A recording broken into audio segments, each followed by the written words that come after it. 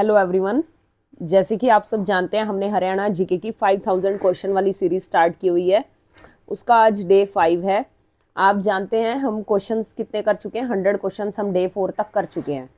तो बच्चे आज जो हम करेंगे आगे अपने डे 5 में नेक्स्ट 25 क्वेश्चंस करेंगे। मैंने आपको बोला था कि जो भी हम क्वेश्चंस करते हैं उनको हम एकदम डीपली एक्सप्लेन और उससे मिलते जुलते जो भी क्वेश्चंस आते हैं एग्जाम में वो सब हम कर लेते हैं।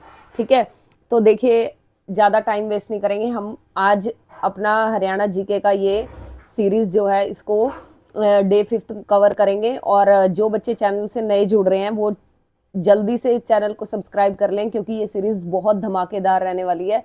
एकदम सिलेक्शन वाली सीरीज़ है, क्योंकि इसमें 5000 तो आप क्वेश्चंस ऑन पेपर देखेंगे, लेकिन जो मैं आपको उसके बारे में डिटेल बताऊंगी वो काफ़ी इंपॉर्टेंट है। तो इस सीरीज़ को मिस मत कीजिए और ज़्यादा से ज़्यादा चैनल को शेयर कीजिए ताकि और बच्चे भी इसका फ़ायदा उठा सकें। ठीक है, अगर बच्चे कंटिन्यूटी में जुड़ते रहेंगे तो ये सीरीज़ आती रहेगी, अदरवाइज़ मुझे बीच में स्टॉप करना पड़ेगा। और आप प्लेलिस्ट में जाकर हरियाणा जीके की जिले वाली सीरीज़ भी अच्छे से एक बार देख लें, और उससे पहले उसके बाद आप ये सीरीज स्टार्ट कर सकते हैं। और साथ साथ क्वेश्चंस में आपको पता लग जाएगा कि आपने कितना पढ़ा है। ठीक है ना। देखिए, जो अब हम बढ़ रहे हैं अपनी वीडियो में नेक्स्ट डे 5 में अपना इस क्वेश्चन की तरफ। हरियाणा में रेड जंगल फाउल प्रजनन केंद्र कहाँ पर है? तो आपने ध्यान रखना है, जो रेड जंगल फाउल प्रजनन केंद्र कहाँ पर है? पिंजौर में। और अगर बात की जाए हरियाणा में मगरमच्छ प्रजनन केंद्र की, तो भोर सैदान कुरुक्षेत्र में। भोर सैदान कुरुक्षेत्र। देखिए बच्चे, भोर सैदान कुरुक्षेत्र में ये हमारा मगरमच्छ प्रजनन केंद्र है। हरियाणा वन विभाग द्वारा मगरमच्छों के संरक्षण और प्रजनन के लिए इसको चलाया जाता है। किसको? मगरमच्छ प्रजनन केंद्र को। तो मैंने क्या बताया कि किसके द्वारा चलाया जाता है? हरियाणा वन विभाग द्वारा मगरमच्छों के संरक्षण और प्रजनन के लिए इसको चलाया जाता है। तो आपने ध्यान रखना है। अगर मैं बात करूं गिद्ध संरक्षण एवं प्रजनन केंद्र की, तो वो कहाँ पर है? तो वो भी पिंजौर में है। पिंजौर कहाँ पड़ता है? पंचकुला में। तो पिंजौर कहाँ पड़ता है? पंचकुला में। आप ब्रैकेट में लिख सकते हैं ताकि आपको ध्यान रहे। तो गिद्ध और रेड जंगल फाउल प्रजनन केंद्र दोनों पिंजौर में रहेंगे, और मगरमच्छ प्रजनन केंद्र भोर सैदान कुरुक्षेत्र में रहेगा। काफी बार ये क्वेश्चन मगरमच्छ वाला आप देख सकते हैं एग्जाम की किसी भी कोई भी पेपर उठा के, उसमें ये काफी बार मगरमच्छ प्रजनन केंद्र आ रखा है। तो हो सकता है इस बार ये आ जाए, गिद्ध पर संरक्षण केंद्र पूछ लिया जाए। तो आपने ध्यान रखना है। अब मैं बात करती हूँ अंग्रेजों ने हरियाणा को पंजाब में कब मिलाया। तो आप देखिए 1857 की क्रांति हुई थी। उसके बाद सन 1858 जैसे ही आया तो अंग्रेजों ने हरियाणा को पंजाब में मिला लिया था। तो आपने ध्यान रखना है। ठीक है, अब मैं नेक्स्ट बताती हूँ आपको। देश का राष्ट्रीय कैंसर संस्थान कहाँ 2035 करोड़ रुपए की लागत से बनाया जा रहा है या बन चुका है? तो बाड़सा झज्जर। अगर आप वैसे इसको देखेंगे तो ये अभी कुछ ना कुछ उसमें रेनोवेशन चलती ही रहती है। तो लेकिन ये कहाँ पर है? राष्ट्रीय कैंसर संस्थान बाड़सा झज्जर में।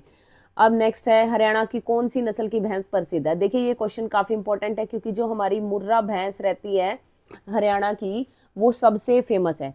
एक तो देखो किन किन कारणों के फेमस है। पहला तो आप लिखिए कि इसमें सींग जलेबी के आकार के होते हैं। इसके जो सींग होते हैं ना बच्चे, सींग होते हैं जैसे हमारे कान होते हैं, इन भैंसों के सींग होते हैं। तो इसी तरह से जो इनके सींग होते हैं ना वो जलेबी के आकार होते हैं, आकार के होते हैं। और इनके ना जो दूध में ना वसा की मात्रा सबसे अधिक होती है, और वसा की मात्रा काफी ज्यादा मतलब होती है। और अगर आपसे पूछा जाए, ये तो एक क्वेश्चन बन गया कि हरियाणा की कौन सी नस्ल की भैंस है? मुर्रा।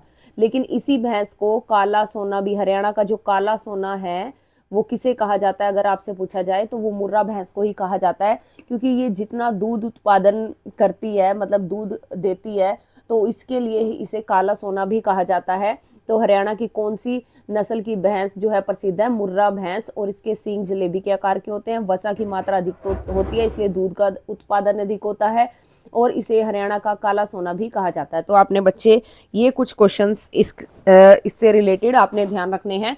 नेक्स्ट क्वेश्चन की तरफ बढ़ते हैं। नेक्स्ट है, सिंधु सभ्यता का केंद्र बनवाली किस जिले में स्थित है? देखिए मैं इसके बारे में आपको बहुत कुछ बताने वाली हूँ। सिंधु सभ्यता का जब ये बनवाली वर्ड आया तो मेरे दिमाग में सबसे पहले बात आई कि ये फतेहाबाद में है, लेकिन इस क्वेश्चन को यहीं तक नहीं छोड़ना। मैंने आपको बोला था कि हम लोग डिटेल में पढ़ेंगे। देखो, सिंधु सभ्यता का केंद्र बनवाली। देखो, पहले तो मैं आपको बता दूं, इस बनवाली को बनवाली भी कहा जाता है। बनावली को, ये बनावली है और इसको बनवाली नहीं है, बनावली है। हाँ, बनावली, इसको बनवाली भी कहा जाता है। और ये फतेहाबाद शहर से ना लगभग आप लगा लीजिए 16 किलोमीटर दूर स्थित, मतलब एक पुरातात्विक टीले होते हैं ना, उनका स्थान है। तो यह टीला लगभग 10 मीटर ऊंचा है और लगभग 1 वर्ग किलोमीटर क्षेत्र में फैला हुआ है। तो आपने ध्यान रखना है, ये ध्यान रखिए आप कि फरीदाबाद से, शहर से लगभग 16 किलोमीटर की दूरी पे। और जो पुराना टाइम था ना बच्चे, यहाँ पे ना एक शहर था जहाँ पे लोगों का मतलब मुख्य व्यवसाय आप कह सकते हैं वो कृषि हुआ करता था। मतलब वो जो खेती है, खेती बाड़ी करके ही अपना गुजारा करते थे। जैसे, और उगाते क्या थे बच्चे, जौ, सरसों और तिल की खेती करते थे। और उनके पास ना मुख्य जो उनका हल होता था ना बच्चे, वो लकड़ी का ही हल होता था। और वैसे कुछ लोग मतलब वहां पे मिट्टी के ईंटों से बने घरों में रहते थे। और घरों में जो बैठक खाना, रसोई, भंडार कक्ष और चीनी मिट्टी के बर्तन, वॉश बेसिन, जल निकासी, सभी चीज टाइप की मतलब सुविधाएं थी। और घरों के आसपास अच्छी सड़कें और गलियां भी बनी हुई थी। तो आपने ये कुछ बातें ना इस से रिलेटेड ध्यान रखनी है। किससे? से बनवाली, यानी बनावली, जिसे बनवाली भी कहा जाता है, और फतेहाबाद से 16 किलोमीटर दूर पुरातात्विक टीले का यह स्थान है और लगभग 10 मीटर ऊंचा है। तो आपने ये ध्यान रखना है। अब मैं बात करती हूँ हरियाणा केसरी के नाम से कौन प्रसिद्ध है। देखिए बच्चे, जब हम हरियाणा केसरी की बात करते हैं तो कोई और नहीं, पंडित नेकी राम शर्मा, जिनके काफी योगदान रहे हैं। तो पंडित नेकी राम शर्मा को ही हरियाणा केसरी के नाम से जाना जाता है। तो मैंने आपको ये 3 क्वेश्चन बहुत अच्छे से करवाए, जिसमें नस्ल भैंस मुर्रा, कौन सी नस्ल की भैंस प्रसिद्ध है? मुर्रा। काला सोना जिसे कहा जाता है, वसा अधिक होती है दूध पे, इसलिए दूध का उत्पादन ज्यादा होता है। और क्या बताया था? जलेबी के आकार के इसके सींग होते हैं। और सिंधु सभ्यता का बनवाली किस क्षेत्र में स्थित है? मैंने आपको बताया कि पहले के टाइम में यहाँ पे एक क्षेत्र होता था जहाँ पे व्यवसाय, जिनका मुख्य व्यवसाय क्या था बच्चे? कृषि था। और जौ, तिल, सरसों आदि की खेती करते थे। और एक लकड़ी का हल हुआ करता था इनके पास, उससे ये खेती करते थे। और मिट्टी की ईंटों से बने घरों में रहते थे। और फिर बैठक खाना सब कुछ होता था इनके घरों में, चीनी मिट्टी के बर्तन, वॉश बेसिन, जल निकासी की व्यवस्था, सब कुछ होता था। और अच्छी सड़कें भी होती थी, गलियां भी होती थी। तो आपने ध्यान रखना है, बनावली किस कहाँ पर है? फतेहाबाद में है। ठीक है, हम इस तरीके से पढ़ते हैं कि हमें जल्दी कम टाइम में ज्यादा से ज्यादा क्वेश्चंस को कवर कर लें। ठीक है, तो आपने ध्यान रखना है। अब मैं बताती हूँ, हरियाणा केसरी पंडित नेकीराम शर्मा को जाना जाता है, के नाम से कौन जाना जाता है? पंडित नेकीराम शर्मा। और हरियाणा का जॉन मिल्टन किसे कहते हैं? देखो, कुछ बच्चों को ना कंफ्यूजन रहती है जॉन मिल्टन में, तो मैं आपको आज क्लियर कर देती हूँ। जो हमारे दयाचंद मायना है, दयाचंद मायना, उनको जॉन मिल्टन कहा जाता है, क्योंकि ये हरियाणा के, अगर आपसे पूछा जाए ये हैं कौन? हरियाणा के महान कवि। आप लिख सकते हैं, हरियाणा के महान कवि और लोक कलाकार थे, जो लोगों के लिए कलाएं प्रस्तुत करते थे। तो लोगों और जिन्हें हरियाणवी कविताओं, रागणियों और सांग के लिए जाना जाता था। तो अगर आपसे पूछा जाए इनको किस चीज के लिए जाना जाता था, तो हरियाणवी कविताओं, रागणियों और बच्चे सांग के लिए इनको जाना जाता था, सांग के लिए जाना जाता था। तो आपने ध्यान रखना है, हरियाणा का जॉन मिल्टन आपसे पूछा जाए तो दयाचंद मायना है, जो महान कवि और लोक कलाकार थे, और इनको हरियाणवी कविताओं, रागणियों और सांग के लिए जाना जाता था। तो अब मैं आपसे क्वेश्चन पूछती हूँ कि हरियाणा का मिनी क्यूबा किसे कहा जाता है?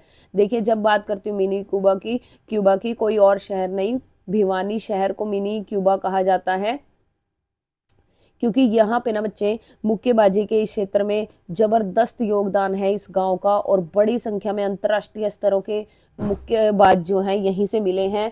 और अगर आपसे पूछा जाए बॉक्सिंग का गढ़, देखो, जैसे मैंने बताया मुर्रा भैंस दूध का उत्पादन करती है, इसी तरह ये भिवानी शहर बॉक्सर्स का उत्पादन करता है। ठीक है, मतलब इसमें से निकल के कोई चीज आती है तो उसे बोलते हैं उत्पादन करना। तो भिवानी शहर इसलिए इसी उत्पादन के कारण इसको बॉक्सिंग का गढ़ भी कहा जाता है। और अगर आपसे पूछे कि भिवानी शहर को मिनी क्यूबा क्यों कहा जाता है, तो आप इसमें लिख सकते हैं कि मुक्केबाजी में जबरदस्त योगदान, ऐसे भी लिख सकते हैं डायरेक्ट कि मुक्केबाजी में इस क्षेत्र का जबरदस्त योगदान है, मतलब कि एकदम जबरदस्त तरीके वाला, जैसे हमारी क्लास रहने वाली है जबरदस्त, जिसमें ज्यादा से ज्यादा बच्चे जुड़े और अपना इसको हमारा अब तक की यूट्यूब के इतिहास की सबसे अच्छी क्लास मानी जाए, सीरीज मानी जाए। इसलिए मैं इस सीरीज को चलाया है ताकि आप बच्चों तक ऐसा कंटेंट पहुंचे जो रिपीटेड क्वेश्चंस एग्जाम में हर बार पूछे जाते हैं और उनसे रिलेटेड क्या आ सकता है। देखिए जैसे मैंने आपको अब मिनी क्यूबा बताया, इसमें 3 क्वेश्चन कवर हो गए कि मिनी क्यूबा कौन सा कहाँ पर है, पहली बात तो भारत में कौन से शहर में है, भिवानी शहर में, और क्या कहा जाता है भिवानी को, तो बॉक्सिंग का गढ़। देखिए 2 क्वेश्चन तो ये बॉक्सिंग का गढ़ और मिनी क्यूबा कहाँ पर है, भिवानी शहर में। फिर उसके बाद मिनी क्यूबा क्यों कहा जाता है, मुक्केबाजी के इस क्षेत्र में जबरदस्त योगदान है, बड़ी संख्या में अंतरराष्ट्रीय स्टार बल्लेबाज मुक्केबाज जो हैं इसी शहर से मिले हैं, तो इसलिए भिवानी शहर को मिनी क्यूबा कहा जाता है। आज के बाद इस क्वेश्चन में कंफ्यूजन नहीं होना है। नेक्स्ट क्वेश्चन है हाली पुरस्कार। ठीक है, हाली पुरस्कार किसके द्वारा दिया जाता है। देखिए हरियाणा, अगर हाली पुरस्कार की बात आ जाए तो आपने डायरेक्ट लिख देना है हरियाणा उर्दू अकादमी। तो हरियाणा उर्दू अकादमी इस पुरस्कार को देती तो है, हाली पुरस्कार को, लेकिन क्यों देती है। देखिए जो उर्दू भाषा और साहित्य में कोई योगदान देता है, आप लिख सकते हैं कि उर्दू भाषा और साहित्य में उत्कृष्ट योगदान के लिए, मतलब अगर कोई पर्सन व्यक्ति योगदान देता है उर्दू भाषा और साहित्य में तो उसको ये पुरस्कार दिया जाता है, हाली पुरस्कार। और 3 लाख रुपए की, बच्चे ये भी लिख सकते हैं आपकी 3 लाख रुपए की राशि भी दी जाती है। 3 लाख रुपए की, मेरी राइटिंग पर मत जाना क्योंकि मैं जल्दबाजी में माइक वगैरह ना हिले, इसलिए थोड़ा सा आगे हाथ करके लिखना पड़ता है और ताकि आपकी क्लास अच्छी चलती रहे।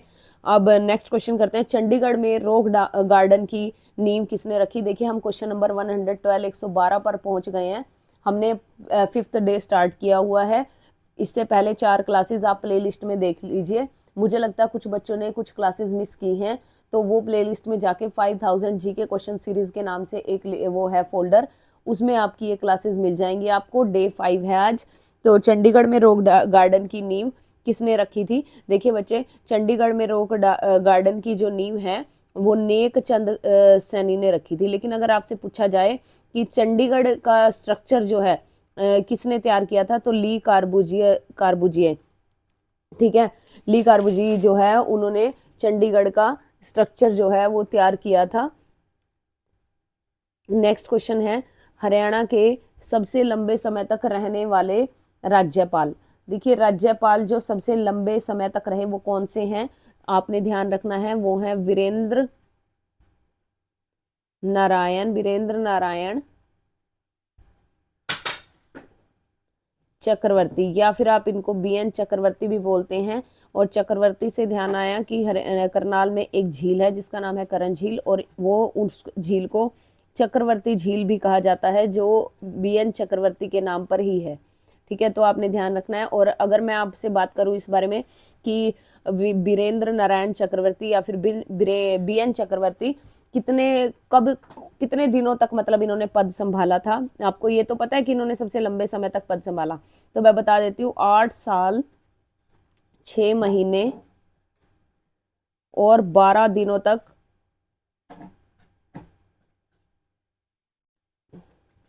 जो है इन्होंने पद संभाला था। 8 साल 6 महीने और 12 दिनों तक ये पद संभाला था। और अगर आपसे एग्जैक्ट डेट पूछी जाए बच्चे, तो आप लिख सकते हैं यहाँ पे 15 सितंबर 1967 से,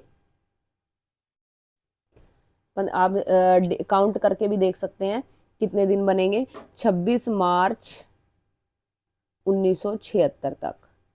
ठीक है, तो इन्होंने कब से कब तक पद संभाला था, 5 सितंबर 1967 से 26 मार्च 1976 तक इन्होंने राज्यपाल का पद संभाला था, तो सबसे लंबे समय तक रहने वाले बीएन चक्रवर्ती या वीरेंद्र नारायण चक्रवर्ती है। करनाल में झील है, उस झील का नाम है करण झील, और इसी झील के नाम पर उस झील को चक्रवर्ती झील भी कहा जाता है, जो लगभग 17 एकड़ में फैली है। और अगर बात करूं तो वीरेंद्र नारायण चक्रवर्ती की, तो ये 8 साल 6 महीने और 12 दिनों तक इन्होंने पद संभाला था, जिनका कार्यकाल 15 सितंबर 1967 से 26 मार्च 1976 तक रहा। तो आपने ये बात कुछ इनके बारे में ध्यान रखनी है। अब मैं बात करती हूँ विश्व कुश्ती चैंपियनशिप में 2 पदक जीतने वाले भारतीय पहलवान कौन है। तो आपको सीधा आंसर कर देना इसका। जो 2 बार जिन्होंने कुश्ती में पदक जीता है वो है बजरंग पुनिया। कौन है? बजरंग पुनिया ने 2 बार बच्चे जीता था मेडल, यानी इसमें कुश्ती में। तो 2 पदक जीतने वाले कौन है? बजरंग पुनिया। और अगर बात की जाए ओलंपिक में कुश्ती में पदक जीतने वाली सबसे पहली महिला, अगर मैं भारोत्तोलन की बात करूं तो कर्णम मल्लेश्वरी को ध्यान रखना, ठीक है। अगर मैं बात करूं कुश्ती की तो आज साक्षी मलिक को ध्यान रखना। तो ऐसे ही हमारे क्वेश्चन से क्वेश्चन निकलते चले जाते हैं और हमें पता भी नहीं चलता कि हमने कब आज के 25 की जगह 50 क्वेश्चन कर लिए, ठीक है ना। और अगर आपसे साक्षी मलिक के ही पूछा जाए, देखो इसमें से क्वेश्चन कैसे बनेंगे। कुश्ती में पदक जीता सबसे पहली महिला साक्षी मलिक, तो और साक्षी मलिक ने कब जीता था? तो 2016 में। 2016 में कौन सा ओलंपिक था बच्चे? Rio Olympic. और रियो ओलंपिक में आप सोच सकते हैं कि रियो ओलंपिक में और कौन सा पदक जीता था? तो कांस्य पदक इन्होंने जीता था, ठीक है। ऐसे देखिए कितने आपके क्वेश्चन बन गए कि हरियाणा में ओलंपिक में कुश्ती में पदक जीतने वाली सबसे पहली महिला कौन थी? साक्षी मलिक। 2016 में जीता था, रियो ओलंपिक में पार्टिसिपेट किया था, रियो ओलंपिक था 2016 में, और कांस्य पदक इन्होंने जीता था, ठीक है। अब मैं बात करती हूँ निशानेबाजी की। ओलंपिक पदक जीतने वाली पहली भारतीय महिला हरियाणा से कौन है? तो मनु प्रभाकर है। मैंने एक और क्वेश्चन आपको साथ साथ बता दिया कि अगर भारोत्तोलन से पहली महिला पूछा जाए तो वो कर्णम मल्लेश्वरी है। अगर आपसे निशानेबाजी से पूछी जाए तो मनु भाकर है। और कुश्ती में पदक जीतने वाली पहली महिला पूछी जाए तो साक्षी मलिक है। भाकर ने लेटेस्ट, मनु भाकर को तो वैसे हर कोई जानता होगा क्योंकि ये अभी रिसेंटली 2024 में पेरिस ओलंपिक हुआ था, और पेरिस ओलंपिक 2024 में इन्होंने कौन सा पदक अगर पूछा जाए तो कौन सा जीता था? कांस्य पदक इन्होंने जीता था, ठीक है। तो आपने ये बातें कुछ इसके बारे में ध्यान रखनी है। अब नेक्स्ट है हमारा माता मनसा देवी मंदिर हरियाणा की समकालीन कला का कौन सा स्वरूप है। देखिए अगर आपसे ये क्वेश्चन काफी इंपॉर्टेंट रहते हैं, अक्सर पेपर में ये रिपीटेड क्वेश्चन है। भित्ति चित्र आप इसको लिखिए, इसकी जो हरियाणा की समकालीन का कौन सा स्वरूप है? भित्ति चित्र। अब मैं बात करती हूँ नेक्स्ट क्वेश्चन की। हरियाणा के सबसे पहले जेल सत्याग्रही का नाम क्या है? तो लाला मुरलीधर। आई थिंक ये क्वेश्चन हमने किया था, मुझे ध्यान नहीं है, बाकी मैं रिपीटेड क्वेश्चन लाती नहीं हूँ, पर फिर भी अगर कोई क्वेश्चन आ जाता है तो ध्यान रखना, आपका सोच लेना कि आपका दोबारा से अपडेट हो गया, मतलब कि आपने रिवाइज कर लिया। अच्छा, करनाल में कौन सी झील है? जैसे कि मैंने आपको बताया कि करनाल में करण झील है, ठीक है। और इस झील को और क्या कहा जाता है? अभी बताया था आपको। और इसको क्या कहा जाता है? कर्ण झील को चक्रवर्ती झील, ठीक है। चक्रवर्ती झील क्यों कहा जाता है? क्योंकि बीएन चक्रवर्ती के नाम पर। और बीएन चक्रवर्ती क्या थे? सबसे लंबे समय तक राज्यपाल रहे थे। कब से कब तक रहे थे? 8 साल 6 महीने 12 दिनों तक। अब मैं कर्ण झील पे आऊं तो कहाँ पर है? करनाल जिले से 5 किलोमीटर की दूरी पर NH44 पे है, और उचाना गांव में लिख सकते हैं आप। करनाल जिले से 5 किलोमीटर दूर। वैसे तो इतना डीप में नहीं जाता क्वेश्चन, फिर भी आपसे अगर पूछ लिया जाए उचाना गांव करनाल में कौन सी झील पड़ती है, क्वेश्चन घुमा फिरा के आ सकता है बच्चे। क्योंकि आजकल पेपर का बच्चे सभी इंटेलिजेंट हैं, पेपर का स्टैंडर्ड रखना पड़ता है, तो मुश्किल नहीं बनाते हैं वो, एक्चुअल में पेपर का स्टैंडर्ड होता है। क्योंकि स्टैंडर्ड सेट नहीं करेंगे तो हर कोई पास कर देगा, और इतनी सीट होती नहीं है। तो आपने ये चीज़ ध्यान रखनी है कि हमें भी उस हर एग्जामिनर की सोच के हिसाब से पढ़ना है, ठीक है। तो करनाल में जिले में से 5 किलोमीटर दूर NH44 पर उचाना गांव में स्थित है। और अगर आपसे पूछा जाए कितने एकड़ में फैली है, तो ये झील 17 एकड़ में फैली है, ठीक है। 17 एकड़ में फैली। और अगर आपसे इसकी शेप पूछी जाए तो झील का आकार कौन सा है? झील का आकार वृत्त के समान है। झील का आकार वृत्त के समान, ठीक है। तो आपने ये कुछ बातें, करण झील करनाल में जो 17 एकड़ में फैली 5 किलोमीटर दूर उचाना गांव में स्थित है और झील के वृत्त के समान इसका आकार है, तो इसको ध्यान रखना है। आगे बात करूं प्रसिद्ध शीतला माता मंदिर, मैंने आपको ये क्वेश्चन बहुत बार अपना गुरुग्राम वाली जो मैंने वीडियो करवाई थी अभी लेटेस्ट, उसमें भी मैंने आपको पढ़ाया था।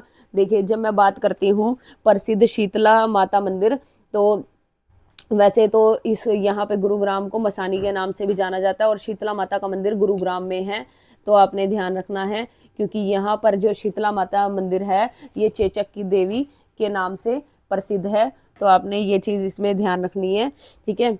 चेचक की देवी के नाम से प्रसिद्ध है। और मैंने आपको पहले बताया था कि गुरुग्राम जो है गुरु द्रोणाचार्य ने गुरु दक्षिणा के रूप में युधिष्ठिर ने दिया था, क्योंकि और युधिष्ठिर जो है कौरवों की तरफ से थे, सॉरी पांडवों की तरफ से थे, जिनको धर्मराज भी बोला जाता था, और सीधा वो जिंदा स्वर्ग में गए थे, तो आपने ये ध्यान रखना है। अब है चंडीगढ़ का वास्तुकार ली कार्बूजिए किस देश का निवासी था, तो आपने ध्यान रखना है ये कहाँ का निवासी था, फ्रांस का, ठीक है। हरियाणा का एकमात्र हिल स्टेशन कौन सा है, तो बच्चे पंचकुला, जहाँ पे मोरनी हिल्स है, जिसमें सबसे ऊंची चोटी करो, जो हरियाणा की सबसे ऊंची चोटी है करो है, ठीक है, वहाँ पर है पंचकुला मोरनी हिल्स में। और हरियाणा के मसानी बांध पर कौन सी नदी पर बनाया गया, तो आपने बच्चे ध्यान रखना है साहिबी नदी पर हमारा ये मसानी बांध बनाया गया है। और कहाँ पर, धारूहेड़ा, और धारूहेड़ा वही जो मोटर साइकिल उद्योग के लिए फेमस है, और धारूहेड़ा कहाँ पड़ता है बच्चे, रेवाड़ी में, तो आपने ये ध्यान रखना है। और ये अगर आपसे पूछा जाए साहिबी के बारे में, तो दक्षिण हरियाणा की अगर प्रमुख नदी कोई है तो वो कौन सी है, साहिबी नदी। दक्षिण हरियाणा की प्रमुख नदी कौन सी है, साहिबी नदी, तो आपने ये ध्यान रखना है, दक्षिण हरियाणा की प्रमुख नदी। नेक्स्ट है ताजेवाला बांध किस नदी पर स्थित है, ताजेवाला बांध मैंने आपको बताया था, ताजेवाला बांध यमुना नदी पर स्थित है, और यमुना नदी यमुनानगर से हरियाणा में प्रवेश करती है। और क्या जानना चाहेंगे आप इसके बारे में। और अगर आपसे ताजेवाला बांध की जगह हथनी कुंड बैराज भी पूछे तो वो भी कहाँ पर है, यमुनानगर में है, और यमुनानगर में चिट्टा मंदिर भी है, और बिलासपुर में पंचमुखी मंदिर पड़ता है, तो आपने ये ध्यान रखनी है कुछ बातें। फिर नेक्स्ट है हरियाणा के किस जिले में सबसे कम पंचायतें हैं, तो बच्चे फरीदाबाद, बिना देखे आंसर कर देना, फरीदाबाद में सबसे कम पंचायतें हैं। तो आज के हमने 25 क्वेश्चन कर लिए हैं काफ़ी डिटेल में, तो अगर आपको कोई भी कंफ्यूजन रहती है तो आप बच्चे ज़रूर कमेंट करके बताएं। देखिए आप लोग वीडियो देख लेते हैं पर कुछ भी कमेंट नहीं छोड़ते हैं, तब मुझे पता कैसे चलेगा आपको क्लास अच्छी लग रही है या नहीं। तो डे 5 में हम डे 6 में हम कल मिलेंगे। Thank you so much for watching, and ज़्यादा से ज़्यादा वीडियो को शेयर कीजिए ताकि मेरा भी थोड़ा सा मनोबल बढ़े। Thank you so much.